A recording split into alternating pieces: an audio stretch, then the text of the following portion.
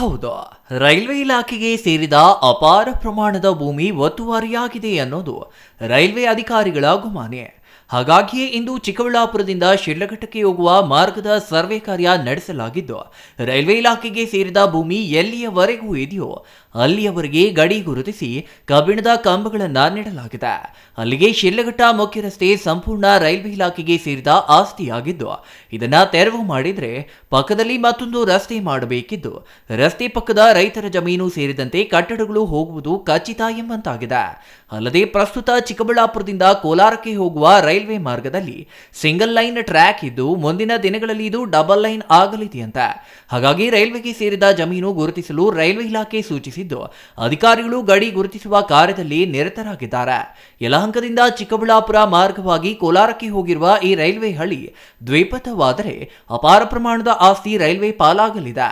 ಅಲ್ಲದೆ ಈಗಾಗಲೇ ಇದು ರೈಲ್ವೆ ಆಸ್ತಿಯೇ ಆಗಿದ್ದು, ಅದನ್ನು ಒತ್ತುವರಿ ಮಾಡಿಕೊಳ್ಳಲಾಗಿದೆ ಎಂಬುದು ರೈಲ್ವೆ ಅಧಿಕಾರಿಗಳ ಸಮಜಾಯಿಷಿಯಾಗಿದೆ.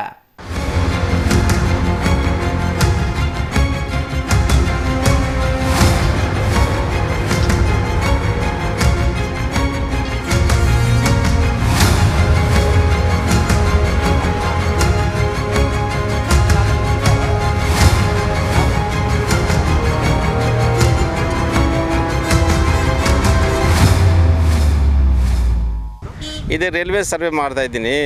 ಇದು ರೈಲ್ವೆಗೆ ನಮ್ಗೆ ಜಮೀನಿದೆ, ಇಲ್ಲಿ ಎಷ್ಟು ತನಕ ಎಲ್ಲಿ ಎಷ್ಟು ಜಮೀನು ಬರುತ್ತೆ ಅದೇ ಬೌಂಡ್ರಿ ಫಿಕ್ಸ್ ಮಾಡ್ತಾಯಿದ್ದೀನಿ.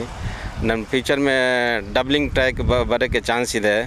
ಅದೇಗೋಸ್ಕರ ಸ್ವಲ್ಪ ಈ ಇನ್ಕ್ರೋಚ್ಮೆಂಟ್ ಜಾಸ್ತಿ ಆಗಿದೆ. ಅದೇ ನಮ್ಮ ರೈಲ್ವೆ ಸರ್ವೆ ಮಾಡ್ತಾಯಿದ್ದೀನಿ, ಫೆನ್ಸಿಂಗ್ ಆಗ್ತಾಯಿದ್ದೀನಿ.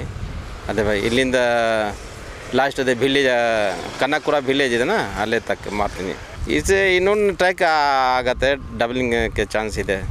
ಡಬ್ಲಿಂಗ್ ಇನ್ನೊಂದು ಟ್ರ್ಯಾಕ್ ಬರುತ್ತೆ. ಸಾಫ್ಟ್ಲಿ ಊರಿಗೆ ಏನು ಸಮಸ್ಯೆ, ಅಲ್ಲಿ ಆ ಕಡೆ ಸ್ವಲ್ಪ ಇನ್ಕ್ರೋಚ್ಮೆಂಟ್ ಇದೆ. ಅಲ್ಲಿ ಸ್ವಲ್ಪ ದೂರ ಯಾವುದೋ ವಿಲೇಜ್ ಇದೆನಾ ಇದೆ, ಅದೇ ವಿಲೇಜ್ಗೆ ಅದೇನು ಸಮಸ್ಯೆ ಇಲ್ಲ.